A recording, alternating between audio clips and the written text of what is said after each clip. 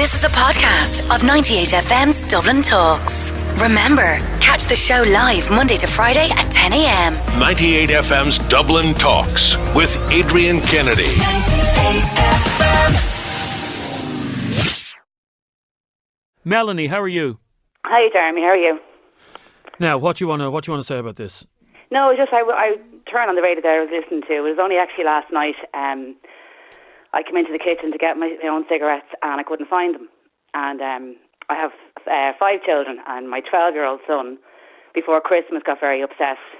He was crying his eyes out and basically was begging me to stop smoking because he's terrified I'm going to die. Well, I had said to him, sorry? That's fairly powerful, isn't it? Do you know what? It absolutely broke my heart. Let me read out your message, so people can be clear, Melanie.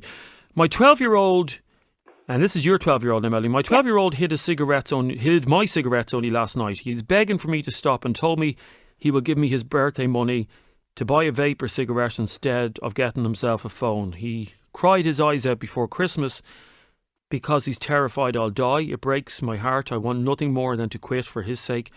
But I keep putting it off because I know from years of trying to quit and not succeeding how difficult it is. Anyone can get lung cancer, but obviously if you smoke, you increase your risk.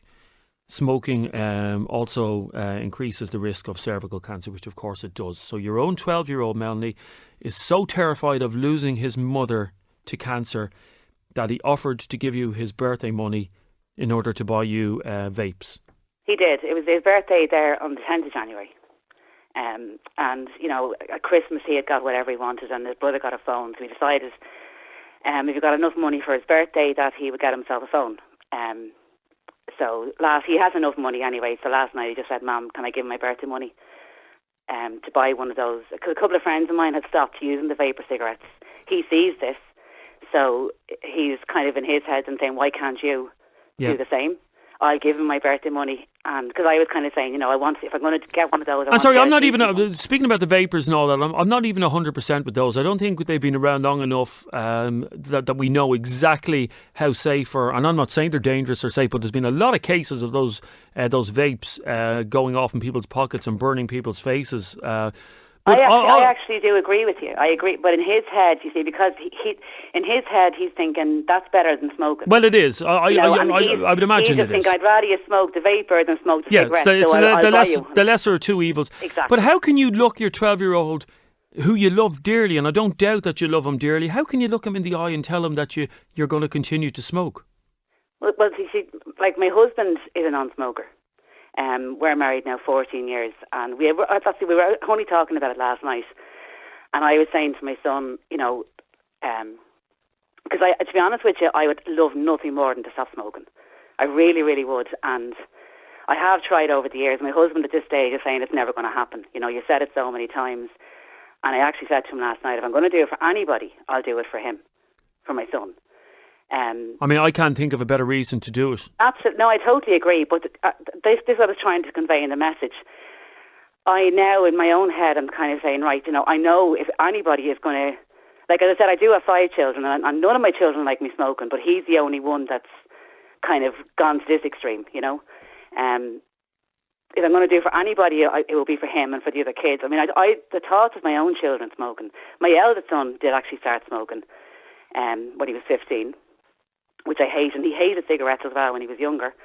I don't want my own kids to smoke, so even that reason alone is enough reason to stop. But the idea of stopping, you know, you're talking about people that have lung cancer and everything, and they still can't quit, and it's the idea of actually stopping just makes me... Okay, Melanie, can I suggest something to you? Yeah. Because your story is after breaking my heart. That message just broke my heart. That your 12, my heart, your 12-year-old offered his birthday money to you in order to give up smoking. Have you ever tried hypnosis?